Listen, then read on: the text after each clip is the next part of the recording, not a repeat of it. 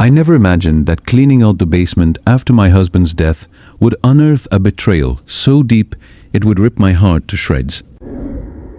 As I cracked open that rusted safe, hidden behind stacks of forgotten boxes, my eyes widened in horror at the stack of letters and photos spilling out, proof of a secret life he'd hidden for decades.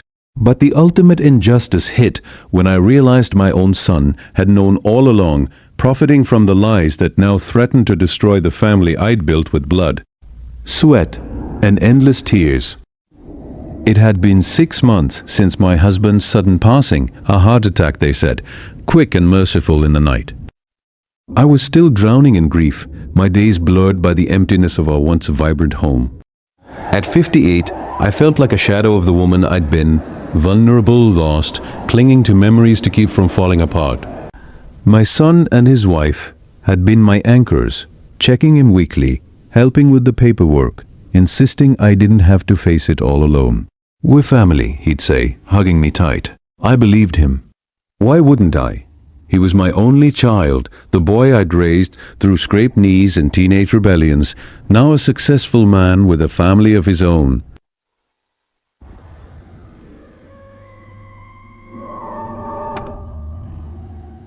That rainy afternoon, I decided to tackle the basement.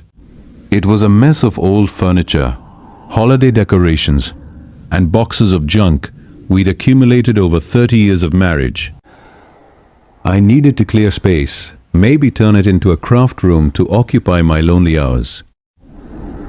As I shifted a heavy oak dresser, something metallic clanged against the concrete floor. There, bolted to the wall behind it, was a small safe I'd never seen before. My heart skipped. Had my husband hidden valuables, emergency cash? I remembered him mentioning a safe once, years ago, but I dismissed it as one of his quirky habits. The combination was simple. Our wedding date. It clicked open with ease, as if fate wanted me to find what lay inside.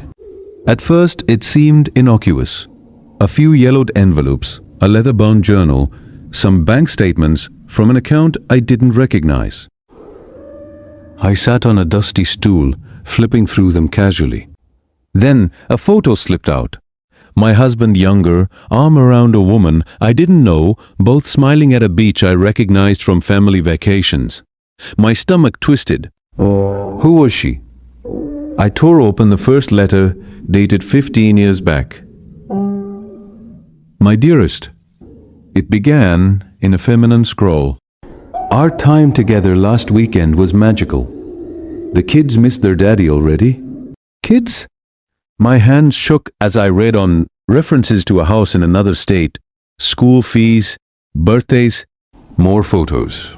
2 children, a boy and a girl, looking eerily like my son at that age. My husband's eyes stared back from their faces. The journey confirmed it all, entries detailing secret trips, wire transfers, a double life he'd maintained while I raised our family alone during his business travels. Betrayal burned through me like acid. How could he? I'd forgiven his long hours, his emotional distance, chalking it up to stress. But this, a whole other family. Tears streamed down my face as I dug deeper. Bank statements showed thousands siphoned from our joint accounts, funneled to this mystery woman, our savings, meant for retirement, depleted. I felt sick, vulnerable in a way I'd never known. Everything I held dear, our marriage, our home, our legacy, was a lie. But then, a newer envelope caught my eye, postmarked just a year before his death. Inside, a note from my son. Dad, I've handled the transfer, as discussed. She suspects nothing. Let's keep it quiet. His wife would flip if she knew. His wife? That was me. My son's handwriting, unmistakable. Attached was a receipt for a large deposit into an account in his name. My breath caught. He knew. He was involved. I confronted him that evening over dinner at their house. His wife had cooked my favorite lasagna. The kids chattering about school. Son, I said, my voice steady despite the storm inside, I found something in the basement today. A safe, with letters and photos. His fork paused mid-air. What are you talking about, Mom? About your father, his other family, and your notes helping him hide it. His wife's face paled, but he laughed it off. Mom, you're grieving. Hallucinating, maybe. Dad didn't have secrets. I have proof. I pressed, pulling out a photo. Explain this. He snatched it, his eyes hardening. Where did you get this? You shouldn't snoop. Snoop? In my own home, anger flickered through my vulnerability. You knew. You helped him steal from us. His wife interjected. This is ridiculous. You're upsetting the kids. But my son leaned in, voice low. Mom, drop it. For your own good. Some things are better left buried. I left that night feeling more alone than ever, but a spark ignited questions swirling. Why hide it? What else were they concealing? As I drove home, a text from him buzzed, forget what you saw, or you'll regret it. The threat hung in the air, twisting my grief into something sharper. Little did I know, this was just the beginning of the unraveling. The days after the confrontation blurred into a haze of paranoia and pain. I locked the safe's contents in my bedroom drawer, poring over them nightly like a detective in my own tragedy. Sleep evaded me. Instead, memories replayed, my husband's distant gazes, my son's sudden wealth after college. How had I been so blind? I felt fragile, a widow adrift, but curiosity gnawed at me, pushing me to dig deeper. I couldn't let them dismiss me as a grieving fool. First, I traced the bank statements. The account was in a neighboring state, linked to a P.O. box. I drove there alone, heart pounding, and requested records under my name as co-owner. Our marriage made it legal. The teller hesitated, but complied. What I found deepened the wound. Regular deposits from my husband's business, diverted to this secret family, with my son's signature on several transfers. He'd been complicit for years, perhaps since discovering the affair in his teens. Back home, I searched online for the woman's address from the letters. A simple people search revealed her, a teacher, widowed now, with grown kids. My husband's death notice was clipped in a hitch.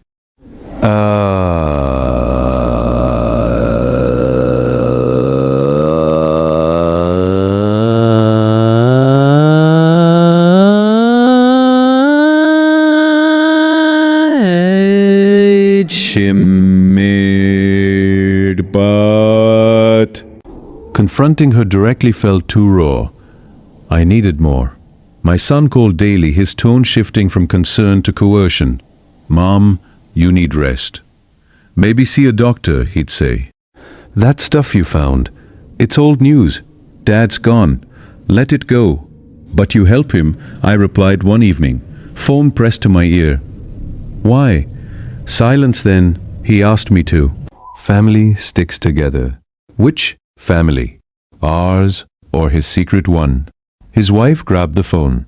Listen, you're causing stress. We have kids to think about. Drop this nonsense, or we'll have to limit visits. The threat stung, but it fueled me. I visited our family lawyer, a man who'd handled my husband's estate. I found irregularities, I said, showing select documents.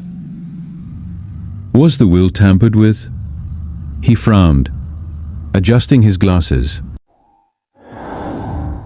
Your husband left everything to you, but there were odd withdrawals before his death. I advised against probing then, out of respect. Probe now, I insisted, my voice firmer than I'd felt in months. He uncovered more. My husband had amended the will secretly, cutting out provisions for other beneficiaries. Code for his hidden kids. But my son had witnessed it, swearing secrecy. Why? A hidden clause. If I discovered the truth, assets would revert to my son for safekeeping. Betrayal layered upon betrayal. My son wasn't just aware, He was positioned to gain if I pushed too hard. That night, alone in the kitchen, I cried until exhaustion hit. But as dawn broke, vulnerability cracked, revealing resolve. I wouldn't be silenced. I reached out anonymously to the other woman via email, posing as a researcher. I'm writing about blended families. I lied. Care to share your story? She responded eagerly. My late partner was wonderful, but secretive. His son from his first marriage helped us financially after he passed. His son, I said, on. She detailed how he'd visited, brought gifts for the half-siblings, even set up trusts. My blood boiled. He'd played both sides, using my money to fund his father's lies. Confronting him again at a family lunch, I laid out the emails. You visited them? Used our money. His face reddened. Mom, you're obsessed. This could ruin everything. Everything for who? You? His wife pulled him aside, whispering furiously. When they returned, her smile was forced. Let's talk privately. There are things you don't understand. In their study, she confessed partially. Your husband confided in us years ago. We helped to protect you from the pain. Lies, I snapped. My son sighed. Fine. Dad owed debts. I covered them with transfers. It's done. But his eyes darted. More secrets. So I left. I noticed a new luxury watch on his wrist, one I'd seen in the bank statements. Theft, plain and simple. That evening, a knock at my door revealed a stranger, a private investigator I'd hired discreetly. Ma'am, your husband's death, the autopsy was rushed. Toxicology skipped, and your son signed off on it. My world tilted. Was it natural? Or something sinister? The question hung like a noose, pulling me into darker depths I wasn't ready for. The investigator's words echoed, transforming my vulnerability into a quiet fury. No longer the grieving widow, I paced my living room, piecing together a plan. If my son's involvement ran deeper, I'd uncover it strategically, without alerting him. I feigned reconciliation, calling him the next day. I'm sorry, I said, voice soft. Grief got the best of me. Let's move on. He sounded relieved. Good, Mom. We love you. But love, that word tasted bitter now. I hired the PI full-time, tasking him with digging into my husband's death. Meanwhile, I audited our finances myself, learning spreadsheets and statements late into the nights. Empowerment crept in. I was no longer adrift. I was navigating. The PI returned with findings. My husband had seen a doctor weeks before dying, complaining of nausea, fatigue, symptoms of poisoning. The coroner, a friend of my son's from college, had waived full tests, and bank records showed my son purchasing unspecified supplements online, shipped to our home. Horror gripped me. Had he killed his father? For what? The inheritance? The secret family trusts he'd control? I tested the waters with subtle questions during a visit. Remember Dad's last weeks? He seemed off. My son shrugged. Stress from work. His wife added he refused doctors. Stubborn man, but her fidgeting betrayed her. I noticed her expensive necklace, another item from the diverted funds. Digging deeper, I contacted the other woman directly this time, via phone. I'm his widow, I said bluntly. I know everything. She gasped. Oh God, he said you'd never find out. Tell me about my son. He was kind. Help after the death. Set up funds for the kids. With my money? I retorted. Silence then. He mentioned disagreements with his father. Said he deserved more. Disagreements? The journal hinted at arguments, my husband regretting the affair, wanting to confess, Had my son silenced him to protect the status quo or to seize control? Evidence mounted. Emails from my son to the coroner urging a quick close. Receipts for arsenic-based rat poison, bought under a fake name but traced to his IP. I felt fearless now, my emotional growth a shield. But revenge? It had to be smart, legal, destroy them psychologically, strip their facade. I consulted a new lawyer specializing in fraud and estate disputes.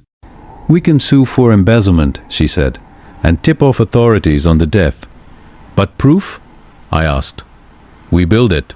Subpoena records, witnesses." I agreed, but added my twist: psychological warfare. First, I invited them for dinner. Acting frail, "I'm updating my will," I announced casually, leaving everything to charity, since family secrets hurt so much. My son's eyes widened. "Mom, no, we're family." "Are we?" I smiled thinly. "Or just opportunists?" His wife pleaded, "Think of the grandkids." "I am." They deserve truth. As dessert ended, I slid over copies of the poison receipts. "Explain these." Panic flashed. "That's not. I was dealing with pests." "In Dad's office?" I pressed. He stormed out, but not before whispering, "You'll pay for this." The threat only steeled me. That night, the PI called. "I found a witness, the other woman's son. He overheard your son arguing with your husband days before the death. Threats were made." The noose tightened. But as I hung up, a break-in alarm blared. Someone was in the basement, searching for the safe. My heart raced. The game had turned dangerous, and I realized they might stop at nothing to bury the truth forever. Adrenaline surged as I grabbed a flashlight and crept downstairs, phone ready to call the police. The basement door creaked open.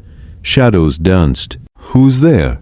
I demanded, voice steady, fearless now, the vulnerable widow, a distant memory. A figure froze. My son, prying at the safe's new lock I'd installed. "Mom? I thought I heard noises." "Liar," I spat. "You're after the evidence." He turned, face contorted. "You don't understand. Dad was going to confess. Ruin us all." I protected the family by killing him. The words hung heavy. His eyes darted.